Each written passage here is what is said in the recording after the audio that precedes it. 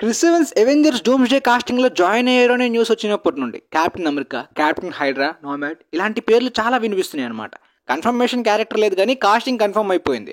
అయితే చాలా మంది మన ఫాలోవర్స్ లో అడిగేది కెప్టెన్ అమెరికా గురించి క్లియర్ గా తెలుసు.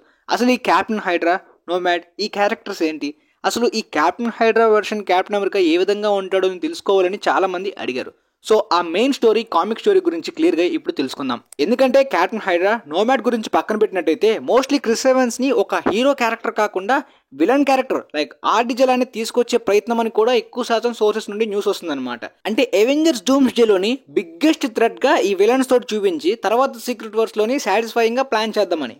ఈ కెప్టెన్ హైడ్రా క్యారెక్టర్ తర్వాత నోమాడ్ గురించి ఇలా ఏమైనా డౌట్స్ ఉంటే ఆ క్యారెక్టర్స్ యొక్క ఆరిజిన్స్ గురించి తెలుసుకుందాం. ముందుగా దీని ప్రిమైజ్ ప్లాట్. హైడ్రాని సర్వ్ చేసే ఈ ఆల్టర్డ్ వెర్షన్ యొక్క స్టీవ్ రోజర్స్ కోబిక్ ద్వారా క్రియేట్ చేయబడతాడు. ఒక కాస్మిక్ క్యూబ్ అనమాట ఈ కోబిక్ అనే క్యారెక్టర్. దాని గురించి ఆరిజిన్ లో తెలుస్తుంది. పోతే మేడం హైడ్రా ద్వారా ఫోర్స్ఫుల్ గా రిక్రూట్ చేసుకోబడతాడు స్టీవ్ రోజర్స్. అది కూడా కిడ్ గా ఉంటున్నప్పుడే క్రాకెన్ ద్వారా కన్వర్ట్ చేస్తారు హైడ్రాకి. ఆల్సో జీమో తనకి బెస్ట్ ఫ్రెండ్ గా ఉంటాడు. ఎర్త్ 616 యొక్క రియాలిటీ చేంజ్ అవబోతున్నప్పుడు స్టీవ్ అషోమియాలోకి వెళ్ళిపోతాడు. ఐజాక్ న్యూటన్ హైడ్రా ఫాదర్ నుండి ఈ రియాలిటీ వాప్ యొక్క ఎఫెక్ట్స్ నుండి షీల్డ్ ద్వారా అయితే మాత్రం ప్రొటెక్ట్ చేయబడతాడు. సో ఈ న్యూ రియాలిటీలోనే తను మొదట్లోనే కెప్టెన్ అమెరికాగానే ఉంటాడు అనమాట. కంప్లీట్లీ కెప్టెన్ హైడ్రా డ్రెస్ వేసుకోడు, కానీ అండర్ కవర్ ఏజెంట్ గా హైడ్రా కోసం పనిచేస్తూ షీల్డ్ దగ్గర నటిస్తాడనమాట కెప్టెన్ అమెరికా డ్రెస్ లో.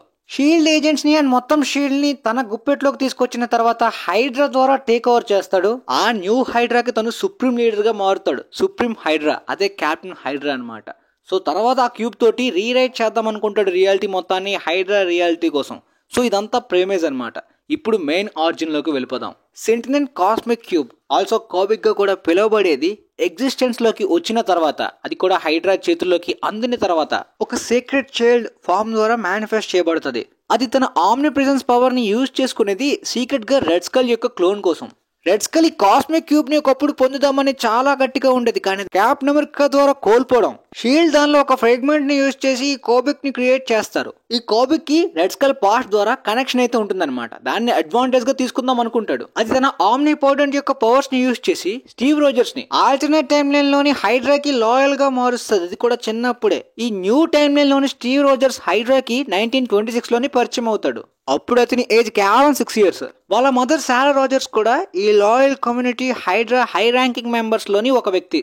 ఎలిసాకి అండ్ వాళ్ళ మదర్ కి ఈ స్టీవ్ రోజర్స్ గురించి వెతుకుతున్నారని తెలుసు అనమాట. కాకపోతే సీక్రెట్ గా ఉంచుదాం అనుకున్నారు. స్టీవ్ రోజర్స్ కి ఫిజికల్ స్ట్రెంత్ పెద్దగా లేదు, కానీ విల్ పవర్ ఉండడంతో హైడ్రా స్టార్టింగ్ అటెంప్ట్స్ ఫెయిల్ అవుతాయి. కాకపోతే తప్పించుకోలేకపోతాడు కదా. 1934 లో అయితే మాత్రం క్రాకెన్ ద్వారా హైడ్రాకి తను లాయల్ గా తన బిలీఫ్స్ అయితే మాత్రం బయటికి తీయడానికి ఒక ఛాన్స్ ఇచ్చినట్టు ప్రయత్నించినట్టు. ఆ విధంగా బయటికి తీయడానికి ప్రయత్నించిన తర్వాత తనకి జీమో ఫ్రెండ్ అవుతాడు. 1936 లోని వరల్డ్ వార్ 2 టైంలోనే హిట్లర్ యొక్క నాజీ పార్టీకి అలైస్ గా హైడ్రా అవుదామని అనుకుంటుంది. ఎందుకంటే వాళ్ళ అడ్వాంటేజ్ తోటి మ్యాన్పులేట్ చేద్దాం అనుకుంటారు. అయితే 1940లోని యునైటెడ్ స్టేట్స్ కి స్టీవ్ రోజర్స్ ని ఒక మిషన్ కోసం ఆర్మీలోని పంపించి project rebirth main lead scientist అయిన అబ్రహాం ఎర్స్కిన్ ని చంపడం కోసం చాలాసార్లు ప్రయత్నించి ఫెయిల్ అవుతాడు. అయితే దగ్గరలోని పాయిజన్ చేద్దామని ప్రయత్నిస్తాడు కూడా.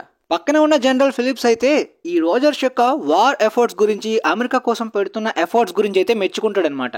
పాయిజన్ చేద్దాం అనుకున్న టైంలోని ఒక రాబర్ ద్వారా డిస్ట్రాక్ట్ అయ్యి ఆపుదాం అనుకుంటాడు. అందులోని ఫెయిల్ అవుతాడు అనమాట. కాకపోతే అతని కరేజ్ అయితే మాత్రం వీళ్ళు మెచ్చుకొని ప్రాజెక్ట్ రీబర్త్ కి సూపర్ సోల్జర్ సిరమ్ కి సబ్జెక్ట్ గా స్టీవ్ రోజర్స్ నే వాడుకుందామని సైంటిస్ట్ అబ్రహాం అనుకుంటారు. మొదట డిన్నర్ కి ఇన్వైట్ చేస్తారు. అలా వెళ్తున్న స్టీవ్ రోజర్స్ గన్ తోటి అతన్ని షూట్ చేద్దాం అనుకుంటాడు. అక్కడ అబ్రహాం ఎర్స్కిన్ అయితే మాత్రం చాలా కన్విన్స్ చేస్తాడు గన్ ని కింద పెట్టి వదిలేయి చంపొద్దు అని చెప్పి. కానీ తన ఫ్రెండ్ జీమో వచ్చేసి చంపేస్తాడు అనమాట. చంపేసిన తర్వాత తన దగ్గర ఉన్న డివైస్ తోటి సైంటిస్ట్ అబ్రహాం ని డీటెయిల్డ్ గా స్కాన్ చేసి తన ప్రాజెక్ట్ లోని తన నాలెడ్జ్ ఎంత డీప్ గా వెళ్ళిందో మొత్తం తెలుసుకుంటాడు.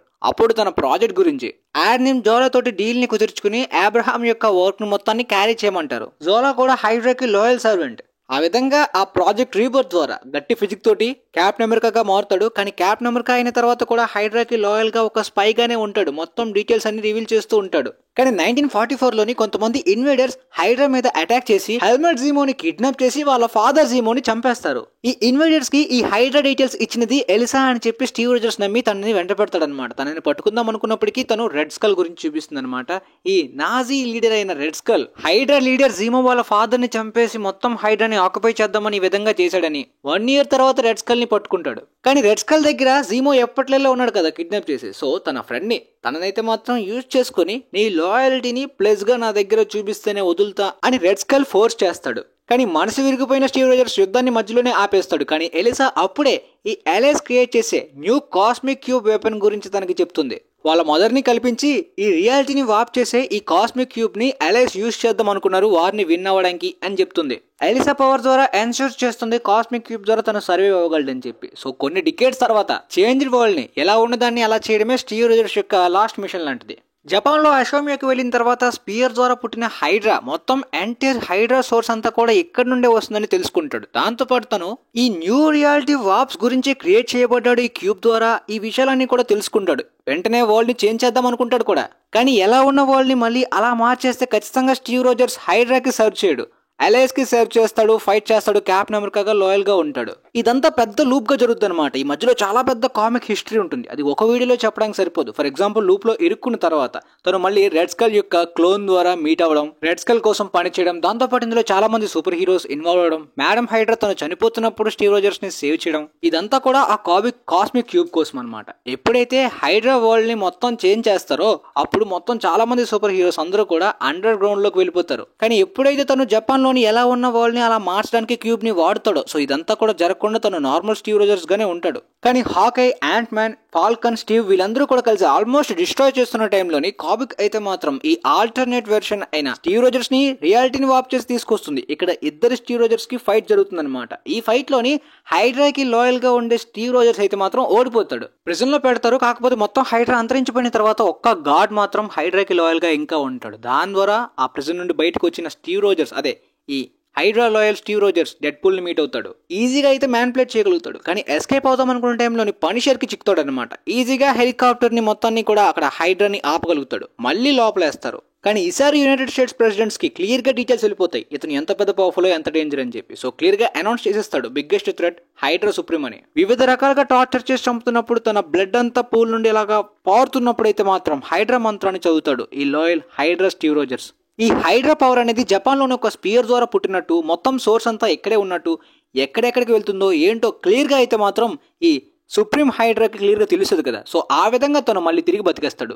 క్రాకోవా ఆర్మర్ ని దొంగలించడం అండ్ మ్యూటెంట్స్ కి హ్యూమానిటీకి మధ్య జరుగుతున్న గొడవల్లోని ఒక పెద్ద టెర్రరిజం ని క్రియేట్ చేయడం, మ్యూటెంట్స్ ని డేంజరస్ థ్రెట్ గా ఎక్స్పోజ్ చేసి ఫ్రేమ్ అప్ చేసి పెద్ద టెర్రరిజం ప్లాన్ అంతా కూడా మళ్ళీ ఎక్స్పోజ్ అవుతాడు, ఓడిపోతాడు. కానీ ఎప్పుడైతే తనకి హైడ్రా సోర్స్ పవర్ గురించి, హైడ్రా మంత్రాస్ తెలుస్తాయో తను తిరిగి బ్రతకగలడు. ఇమ్మోర్టల్ రేంజ్ పవర్స్ ఉంటాయి అనమాట. సో ఈ విధంగా చాలా పెద్ద డేంజరస్ క్యారెక్టర్ అనమాట. చెప్పాలంటే బిగ్గెస్ట్ కామిక్ హిస్టరీ జర్నీ చాలా ఉంటుంది అనమాట. కాకపోతే మీకు ఒక మెయిన్ ఈవెంట్స్ గురించి క్లారిటీ అయితే వచ్చింది అనుకుంటా. తను ఏ విధంగా స్టార్ట్ అయ్యాడు, ఏ విధంగా ఓడిపోయాడు అనేది. కానీ కాస్మిక్ క్యూబ్ ద్వారా రియాలిటీని వాప్ చేయడం దగ్గర కన్ఫ్యూజ్ అవ్వాల్సిన అవసరం లేదు. రియాలిటీస్ మారుస్తున్నప్పుడు ఒక్కొక్క రియాలిటీలోని ఒక్కొక్క విధంగా మారుతుంటుంది కదా. సో ఆ విధమైన పాసిబిలిటీస్. సో ఇలాంటి క్యారెక్టర్ ఒకవేళ డాక్టర్ డూమ్ తోటి టీమప్ అయితే ఈ ప్రెజెంట్ అవెంజర్స్ వీళ్ళని డిఫీట్ చేయడానికి 1 or 2 ఫిల్మ్స్ సరిపోవు, ఎన్నో తీయచ్చు. సో మీకైతే క్లారిటీగా అర్థమైంది అనుకుంటే నెక్స్ట్ నామాడ్ గురించి క్లియర్ గా తెలుసుకుందాం. సుప్రీం హైడ్రా గురించి, తన లాంగెస్ట్ జర్నీ గురించి, మెయిన్ ఈవెంట్స్ ద్వారా మీకైతే క్లియర్ గా అర్థమైంది అనుకుంటా. మీ ఫ్రెండ్స్ లో ఎవరికైనా ఇంట్రెస్ట్ ఉంటే వాళ్ళకి కూడా వీలైతే షేర్ చేయండి. And thanks for watching guys.